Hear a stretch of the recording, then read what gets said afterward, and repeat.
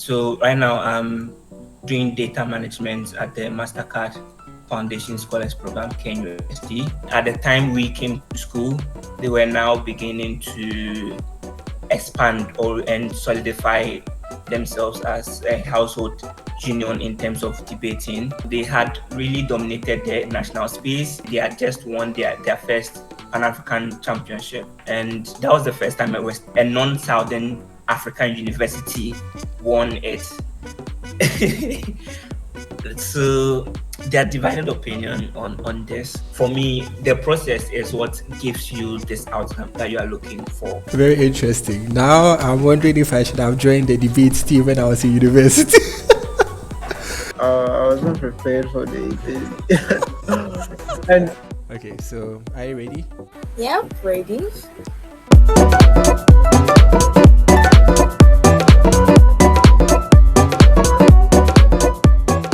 Welcome, Kojo, to the Developers Log podcast interview. How are you doing? Thank you very much for this. I'm doing quite well. I hope you are as well. Yeah. I'm fine. Can you kindly give us a little introduction about yourself and share a bit about your background? Who exactly is Kojo?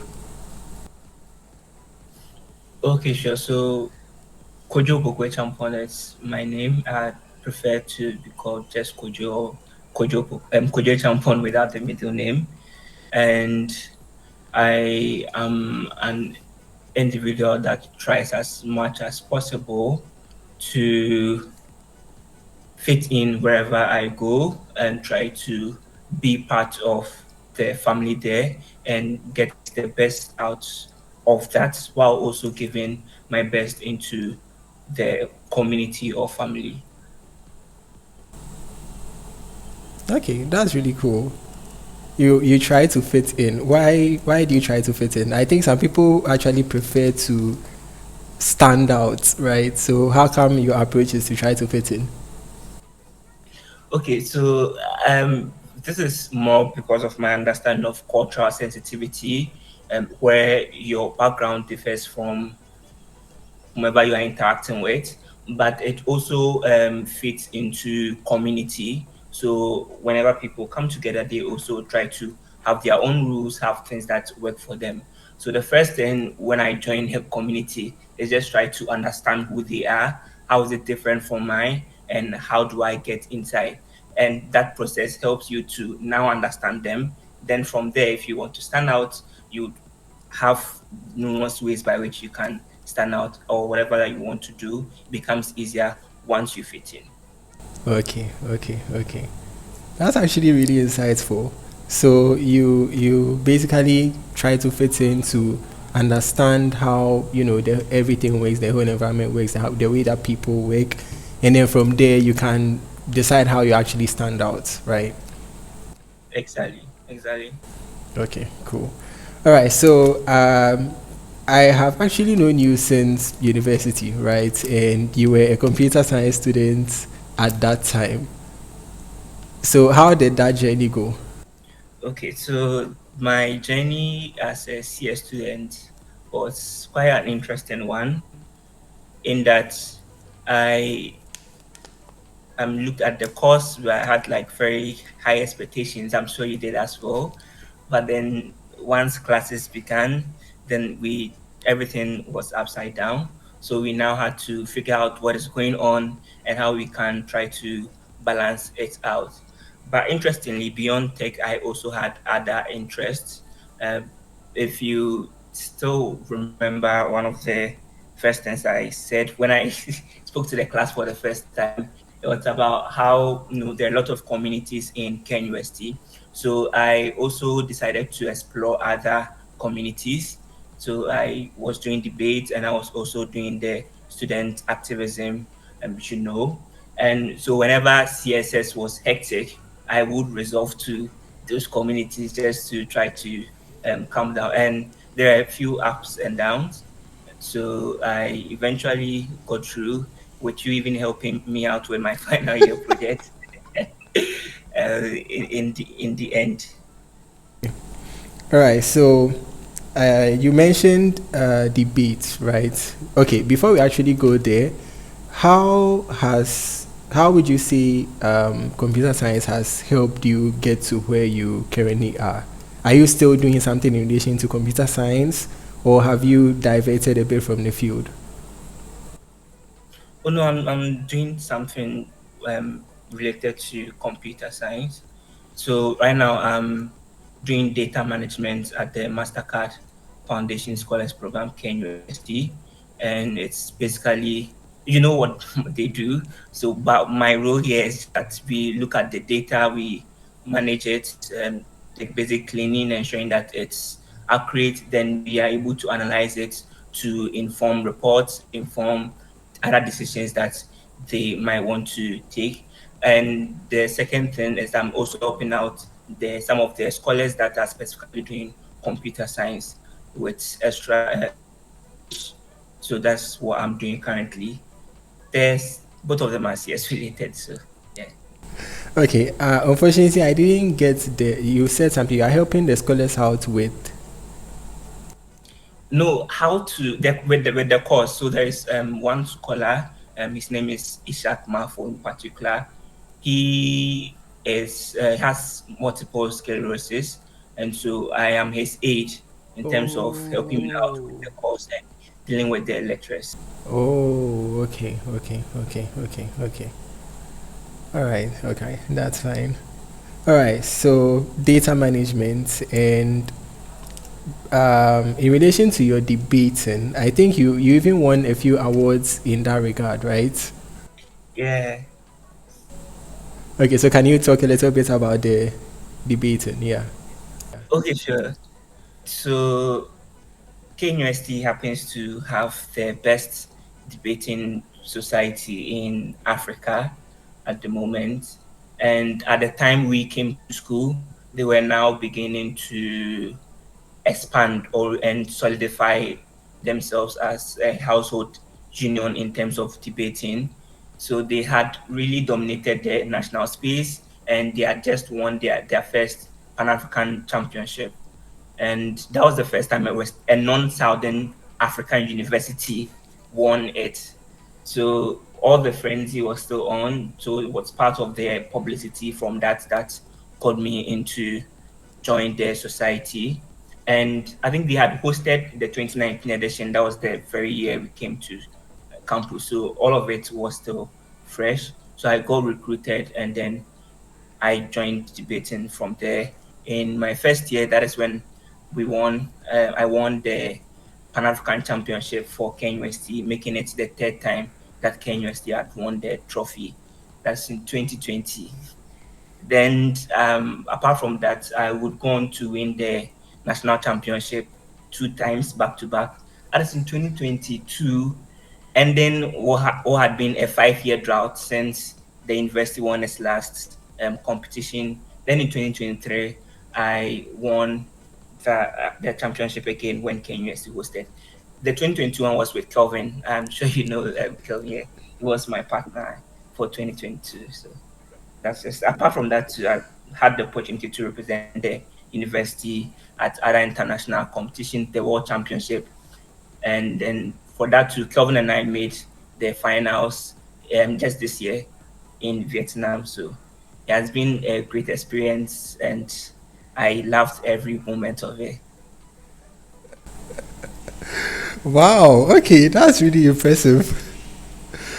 All right. So going back to the beginning of what you said, how if someone is interested in debating, right, and they happen to find themselves to be in KNUST, since you mentioned that's one of the best debate societies, how would It's the they? best, no one of the Okay, best. it's the best debating society. Okay, how would they go about getting? I think because the very first thing you mentioned was you got recruited, right? So I think that's the first step. So how would they go about getting recruited? So the recruitment window happens every academic year. That's the first year. That's because the primary targets are usually first years, but then anyone also can join within that window.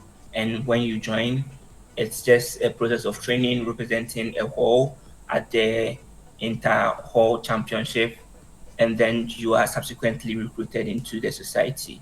That's just how it works. Okay. And um, so after you are recruited, you mentioned you represent a hall, right? In the inter hall. Okay. How many people do you think? So is it that okay? So let's say there are 10 people in one class who are interested in the debate, like joining a debate society, right? Would all of them get the opportunity to actually try out, or it is there's like a limited number or something of that sort? No, that was the system, and then they gradually phased that out. So initially, they used to hold interviews, and then you just fail or pass the interview. Yeah. But along the line, they just replaced the interview process with the in the freshers tournament, which happens along the whole lines. So in this instance, everybody is recruited, and you are assigned trainers, and the trainer will now train you and assign you to represent the hall. So whatever happens between your training and representing the hall is just between you and your trainer. Some people might just stop coming because they have other commitments, or because their time schedule is too demanding for them. So because the meeting times are usually after class, and for me it was sort of an escape, considering the how everything was being rewired when I started interacting with the program. But for other people too, along the line, they might have other commitments. So there are a lot of ways that I could pan out, but it is not in the structure of the debate society to cut down people. We just accept as much as we can and hope that the process transforms this into the material that we need to win more for the university. Okay, okay, okay, okay. That sounds encouraging. All right. Right, so with the trainers, are you how did you find the training to be? I loved it. I loved the training at that time. So I was with the university hall training, and our trainers, we had Rafalata and Obeda Brantier, and both of them we ended up becoming like friends quite easily. And so it was just like a usual evening hangout, if I would say, for me. And that's because when just like every evening, maybe someone wants to go and talk to friends, I happen to be at the cats training hall, also trying to interact with them in that regard. So it was very interesting for me. You're learning new things. And because I was coming from a background of debating from Opoku school, this time round, everything was resetted because the kind of debate that happens at the university level is also different. So it piqued my interest to want to study more. And I know this like also is similar to the story going on at the department where you have one thing and then you are learning one thing. But it's just that one was just much more easier to do than the other. Yeah. Yeah. And the one that was easier to do was the debate as opposed to okay, okay, okay. All right. So what is the actual competition like? Given your experience going through multiple competitions, what are the competitions usually like? Okay, so let me start from the national competitions. So national competitions, it's an all expense paid trip by the university. If they could sponsor, you have to self sponsor. But thankfully, I never did experience or had any experience where I had to self-sponsor because the university was stuck in getting us funds, but also because we had key people, like our patron and the staff at the sports directorate, always ensuring that they are they are pulling strings and managing to convince the VC to give us the funding. So they pay for you, you come to train, a very intensive training with as little as 4 hour, 3 hour sleep times, and everything else is just everything else is just debating. Then you go to the tournament and partners. So two people per team, and other people also judge for the university. Then you have 9 preliminary rounds, and then after you go into the elimination stages, usually called out rounds. Then you just proceed one out round after the other till you have the teams in the final. and each debate has like four teams. So when you hear debate, it's usually team A versus team B, but then at the university level, it's team A versus team B versus team C versus team D. Another thing that makes it interesting. So that's how the formations are formed. In Ghana, we the first one we had was at Junè, and then the next one was UG, then subsequently KNUST, and just I think last month or so they went to Cape Coast. I think it was awesome trying and experiencing these different universities and what their place had to offer. But the more interesting ones are the ones that takes you outside of the country because you're not just experiencing another part of Ghana, you're just experiencing a whole continent, a whole new part of Africa. So we were in Kenya in 2022 and then in Togo in 2023. And I don't know, it was just an amazing experience out there. And I mean, because when you are going for local tournaments, you are just in Ghana, so you are more competitive, nothing else. But then once you move outside Ghana, get a lot of distractions, to go sightseeing and do other interesting stuff. So that's also good. But then at the world level, it gets more interesting because of two things. The first one is that there are language categories and also like continental racial categories, let me put it that way. And so that introduced a whole new level of community finding at the world dynamics. And so we are POCs, we are also ESL, because we are Ghanaian and Africans. And so it means that at that point, when you go there to, you're also connecting with the other, community, the other people who are also ESL and POCs in more unique ways. You try to interact more, meet them, talk about the common problems that you might face in trying assimilating into international debate. And that's also um, a whole new level, a whole new experience that was very nice to explore. All right. That really sounds interesting. Backtracking a little, you mentioned we are people of. Okay, so POC and ESO. What's the meaning of POC and ESO? POC is a person of Color. color, Okay. and ESL is English as second language. So there are three language categories.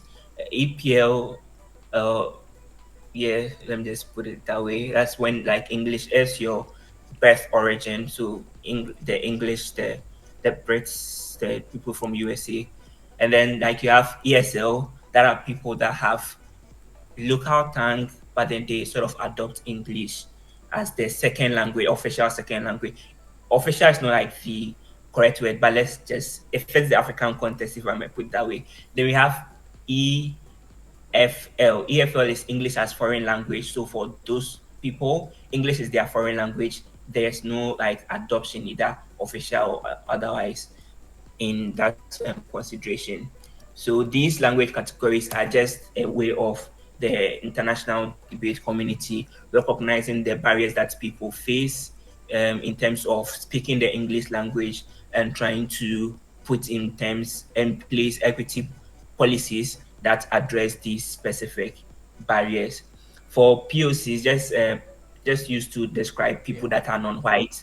So I don't know if you are more in tune to the politics of gender and race, you probably understand like how Yeah. some of Yeah. these things Yeah. work Yeah. in terms of how privilege is categorized. So the typical traditional white male is at the highest form has the highest form of privilege, and it's hands down. So we have POC also representing people that are non-white, and also helps to acknowledge the experiences of racial and ethnic groups that fall under these people, this Okay. category. Yeah. Okay.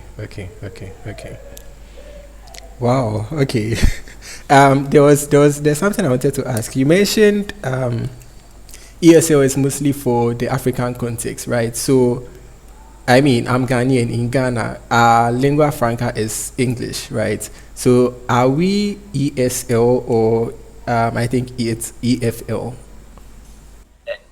The F FL is foreign language, so any country So that's yeah, sorry, EP. Yeah, yeah, yeah. Primary. Yeah, yeah, yeah. so it's APO. So Africans usually pick the tag of ESL, and the constitution like has definitions for some of these things, and specifically for the African continent is very complicated, particularly for what you say, because we have much like the traditional, we are traditionally English speaking country, or at least most of us are. That's similar to what the other people that are generally APL also have.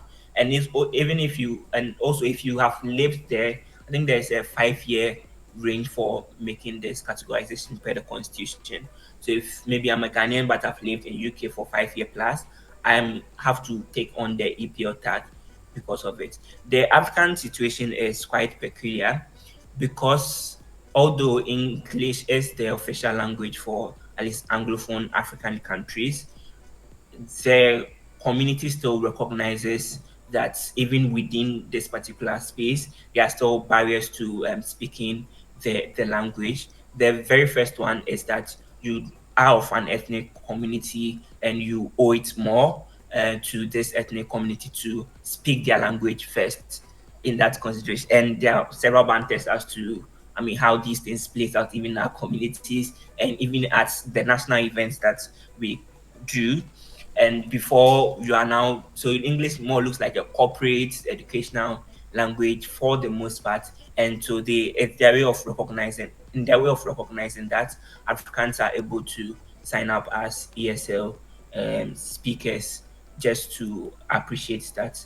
But it's not something, it's something that you opt into by choice. If you go there and decide not to, pick up the tag, it's fine. You could nobody would force it on you. It's just something that they put in place so that it makes the sport more equitable for people that have barriers in speaking English language. But if you think that you are good, of course nobody can force it on you.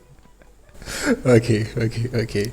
And just due to that fact, I want to find out: do they have international competitions, international debate competitions, or maybe okay, no, not national, yeah, international debate competitions where the debates are held in a foreign language, like a language other than English? Yes, yes. The Spanish has, I think there's one for Spain. I really do not know the name. It's but it's like a competition where they hold it in Spanish. I think in Israel they also do have some competitions where they host it in their native language, and I think some people in Africa, I think Francophone Africa, some also have tournaments where they speak French throughout. So it's a thing that happens. Okay, and do we have debates in our local languages?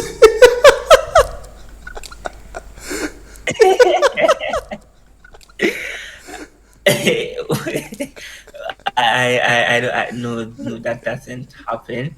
But you should understand this, like because of what you just said, Yeah. like because English is the official language. If you want to do something and sell it as educational, which is usually the tag that debate comes with, you have to do it in the English English language. language, yeah.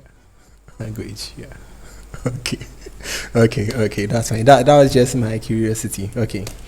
So what exactly is a debate like? You mentioned at the university level, it is usually four teams competing against each other, right? The debates I'm used to, or that I know about, is usually two people competing, two teams competing against each other. So, what exactly is a debate like? Can you give like some sort of like paint a picture? Yeah. So I'll just clarify what I said about university debating just being about it's being one verse one verse one verse one. This is something that makes sense in the Ghanaian context. That's because of how we see debates growing up till we get into university. But then for the purpose of the audience that are also picking up some knowledge from this, debating is a lot of things. So the stuff that specifically I described used for the World Championship, the African Championship and National Championship is called the parliamentary style. We have the Asian parliamentary, Australasian parliamentary, those ones are also two versus it's one team versus another team, just that they use three speakers for each side, and then it also has its own structure. So that's also there. But what we do for the World and African Championship is PP, in that you have four teams, like I've mentioned, two teams are speaking for the motion, two teams are speaking against the motion. The teams for the motion are called the government, and the teams against the motion are called opposition. Now, wherever you find yourself in whatever role you find yourself in, your goal is just to present the best case for or against the motion on the government side or the opposition side, and it should also be enough to win the debate against the side opposition or the side government, depending on where you are. So maybe you could be opening government. Those are the names. So the first team is usually called opening team. The second team is the closing team. So the names are informed by a combination of the where you are opening or closing, and then the government or the opposition role. So if you are in opening government, your duty is to present the best version of the debate for the government side that would make you become the better team on the government side, as well as be engaging enough to the teams that happen to be in opposition. So the opening half is just the debate between the teams on the opening side, so opening government and opening opposition, and that typically happens like the normal debate. One speaker from the four team comes first, the other comes then opposition one, then the second speaker comes in, the second speaker comes in. Then after that, they repeat it back for the closing teams, and then you have judges who also trained to judge, much like people trained to debate and to speak or debate, and they are supposed to also rank the debate along the lines of four ranks, so first to fourth, and it could go anywhere. So depending on how well you debated, so your debate is either a judge against the other team on the same side as you are, to determine the best version of the debate that came from the side. Then it is also compared to the the debates against the motion you are supporting in that consideration. So you could rank anywhere from first to fourth. And so that's just how we look. If you win a preliminary round, you get 3 points. If you are second, you get 2 points. If you are third, you get 1 point. And if you lose the round, you get no points for that. And I think most interesting thing about it is that for every round of the preliminary round, the parents are drawn based on strength. So the teams that have the most points are teams that are going to be meeting. Then the rest of the tournament is just shuffled in that same order. So teams fairly within your bracket in terms of how many points you have would be the teams that you are meeting. It makes it very interesting and very competitive. So if you are doing very well, then you're meeting the teams that are also doing very well. And if you are doing average, you're meeting the average teams. Poorly performing, you're meeting the poorly performing teams too. Okay. And what is actually the purpose of a debate, right? Because sometimes I think about it in is it that it's a way to sort of figure out how other people would approach a certain problem and try to take ideas from that? So there are divided opinion on this. For me, the process is what gives you this outcome that you are looking for, like the outcome you just explained. So going for trainings, interacting with people, training others, preparing yourself, being trained by others. That is when you get to understand their perspective, their opinions, and because you also have to read wide, because the topic that you are debating on is given to you just 15 minutes before the actual debate happens. Unlike other versions where you get it a day or two before, this time just 15 minutes. So you have to read wide, you and know a lot of things.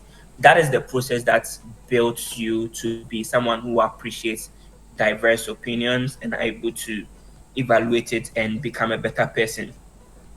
Now, I think that aside, the pure debating that you see in tournaments are just competitions.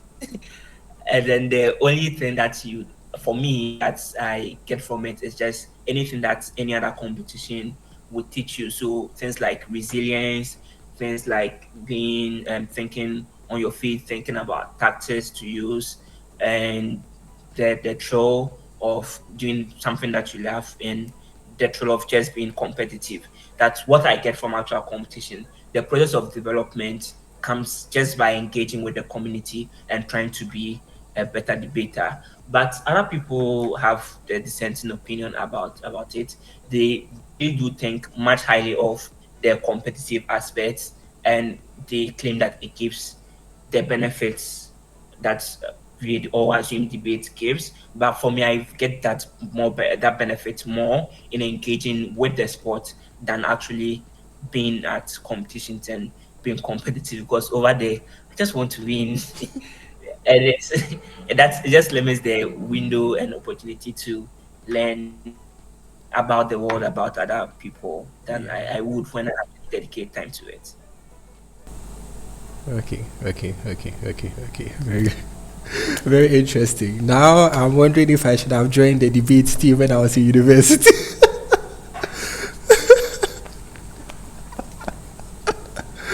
I always had the interest, but I never actually like pursued it, right? So if you knew I had the interest and I wasn't sure whether to pursue it or not, what would you have told me to sort of encourage me? So I this question is quite tricky because it's sort of like tell me to join a debate society, and that is really not my approach. Yeah. That's it really not. Even when I was the captain and president of the debate society, we would run campaigns and all of those things, just to get people to join the debate society. But one thing that I would always tell people who are uncertain is that they should just choose one thing and then just go all out for it. And that's what really matters, because it's just hard to be do the two things at the same time, because the time that you are spending doing the other thing, the people, let's say in debate, so the time that maybe I'm spending elsewhere, people in debate are using that to sharpen their skills and become better. So when I come back, I'm sort of average. They are all ahead of me. I do not enjoy it as much because I'm losing to them. I do not know as much as they know, and I'm thinking the same thing is also happening at the other thing that I've also committed to. And so I always thought that it was just great if you had just one thing and then you go all out of it. So if you're in doubt, then maybe debates was not really for you. But if you already like wanted to join debates, then I'm sure you would also not be in doubt. Okay. So it should be something that we are sure we want to pursue. Yeah, yes. All right. Okay, so outside of debate, outside of data management, what do you like to do, like in your free time, your hobbies, stuff like that? Okay, so I'm interested in a lot of things, but at the same time, I'm not interested in a lot of things. And so, for the most time, I spent my time on YouTube just trying to watch nerdy videos, because debate has, and the community that I found in debate has made these things interesting for me. It is just until recently when I started properly engaging with corporates life that I try to think of entertainment as a wholesome thing. So it looks like diversifying the sort of entertainment I'm consuming, doing a bit of music, doing a bit of movies, doing a bit of just any other thing that comes to mind. Maybe checking up on somebody and then trying to vibe with the person. But apart from, and in regards to that, particularly in music, at some point in time, I was learning how to play the piano, and it's ended. I'm like I said, I'm interested in it at a moment, and another point in time to have something else that I'm interested in, or something that's drawing my attention from it. Then I have to, reschedule my time and my interest. and I pursue it again. But as it stands now, let's just say debating over the weekend, I enjoy lots. I do lots of international debating with my friends from other countries over Zoom, and so that's also a hobby and an entertainment, I must say. And then if I'm not doing that, I'm trying to find a movie to watch. I'm listening to music or just watching YouTube. Those are the primary things that I do to entertain myself now. All right, that's fine. What do you consider to be nerdy videos? Well, stuff people wouldn't go to YouTube to watch. Maybe watching videos that's where people are talking about philosophy, videos where people are discussing the economies of other countries, what's happening here and there, the different perspective to issues. Basically, news. That way, videos that look like news. Yeah. All right, all right, all right, all right, all right. Do you listen to any podcasts? Podcasts, no and yes. I really not have a list of podcasts that I would say that are my favorites, and then I go in or all out for. But occasionally there are some creators that I do check up on just because I've experienced their content once, and I think it's good content, and it's just a huge number that some of them don't even like come to mind, or the names not come to mind. And so that's how I engage with the podcast community. So not that I do have a specific podcast that I'm scheduled to listen to, Yeah. but if I have a topic, I know I know whose thumbnail I'm going to watch if I run the search, and then they do come in. Yeah. So that's how I engage with podcasts.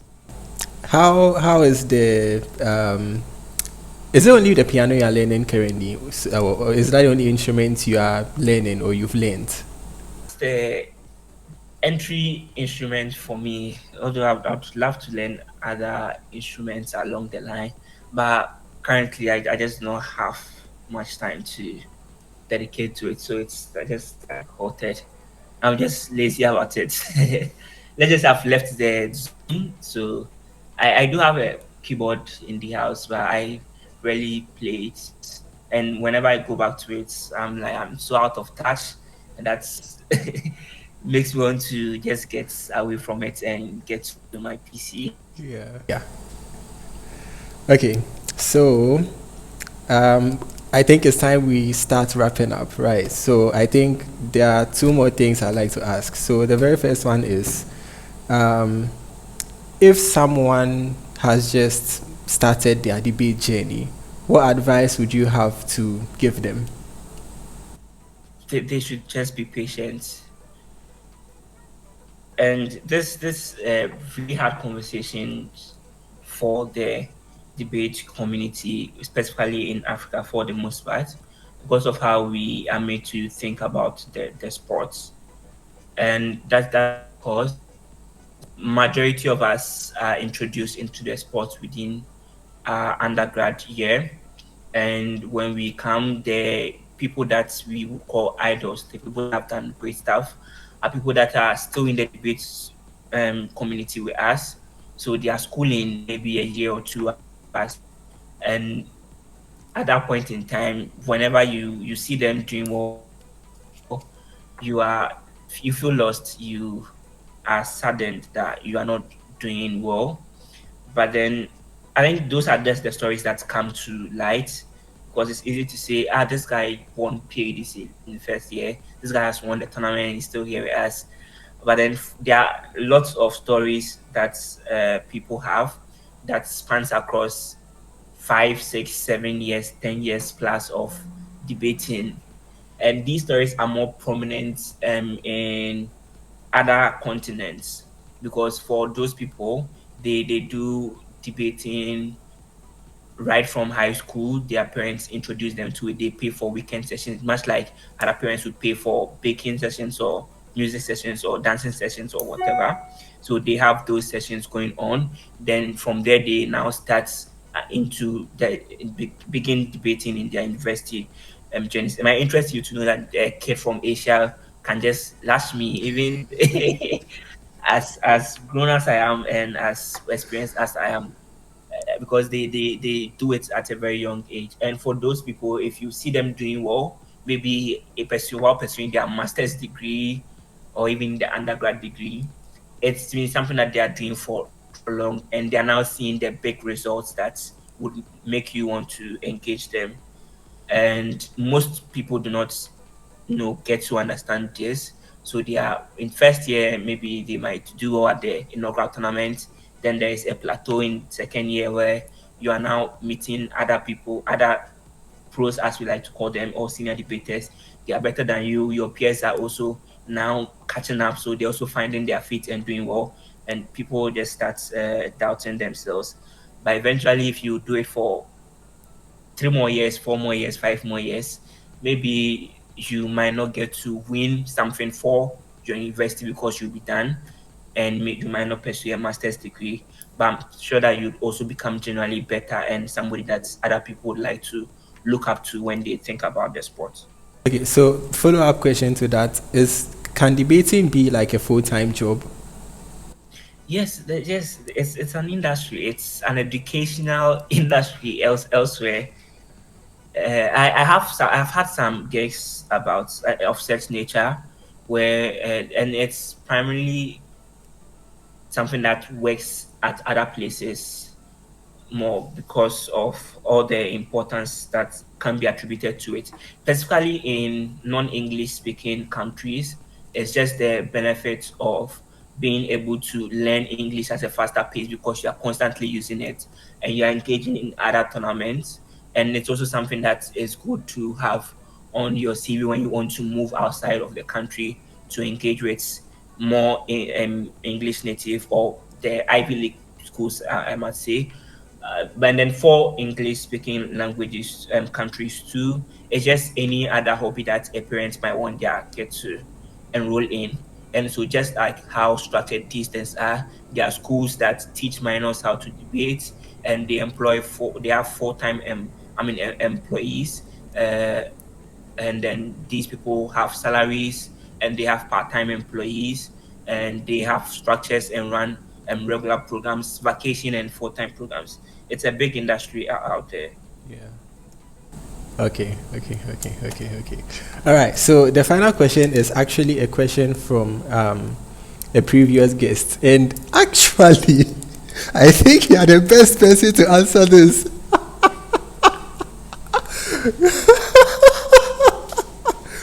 Okay. So the question is,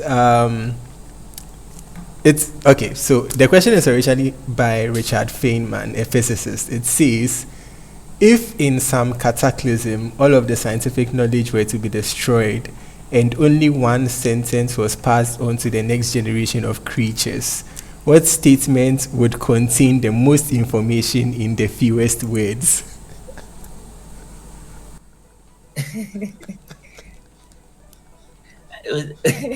Just to be clear, I'm having so many thoughts about this question.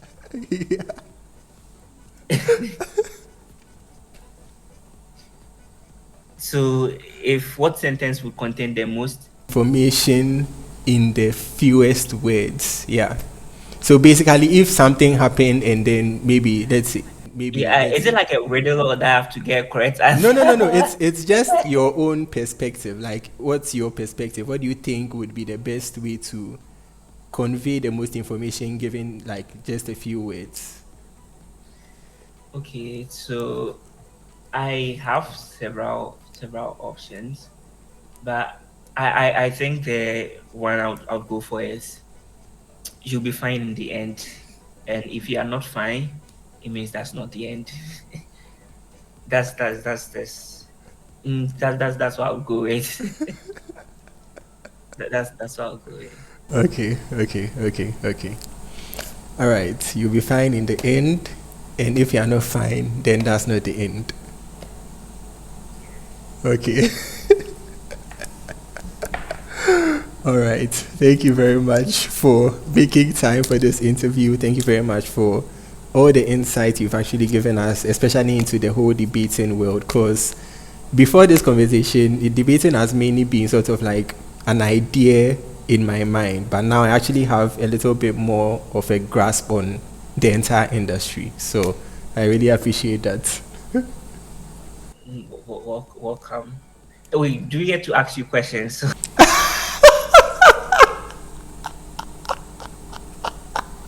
What question would you like to ask?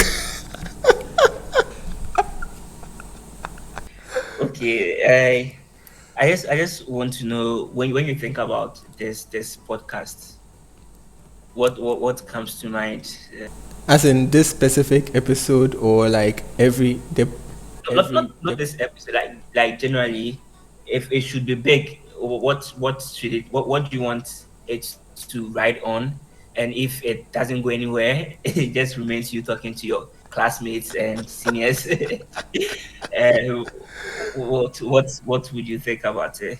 Okay, all right, okay. So, I actually started this entire podcast because I wanted to give people who would be watching, right, the chance to learn from the experiences of people who are perhaps a little bit ahead of them, perhaps a lot ahead of them, right, depending on where exactly they are relative to them.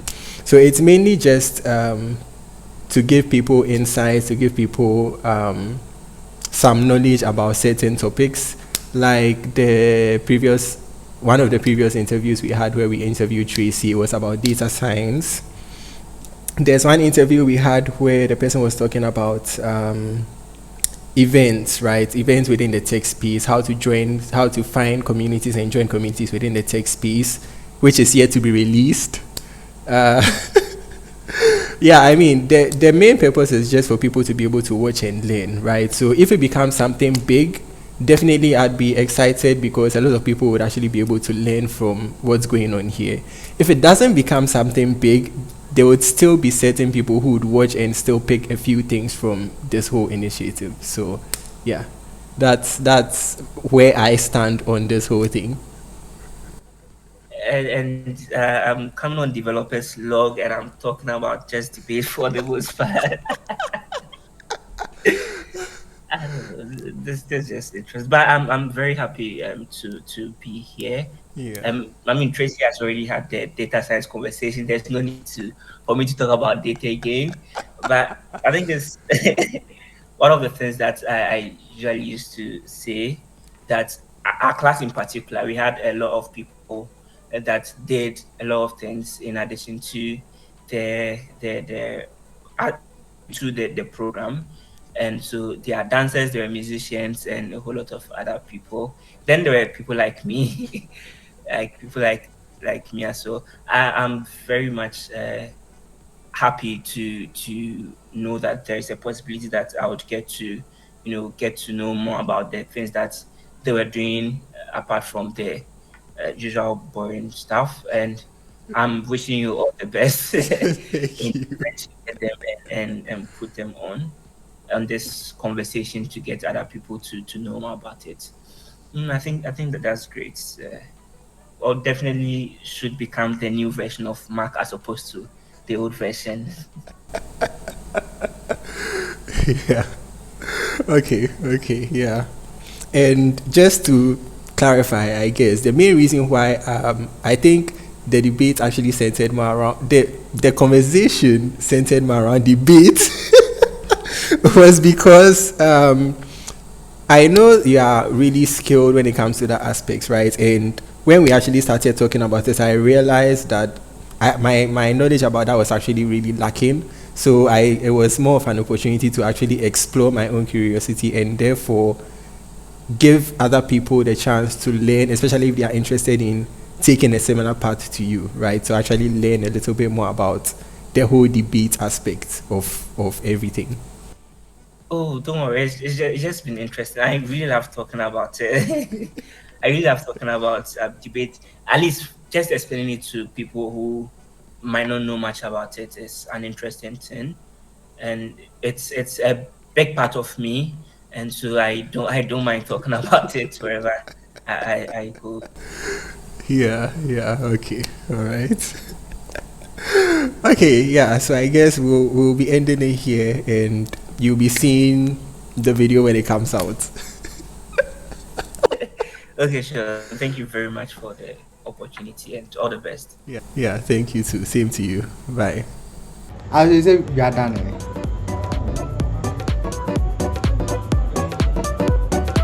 So you are done. Sure.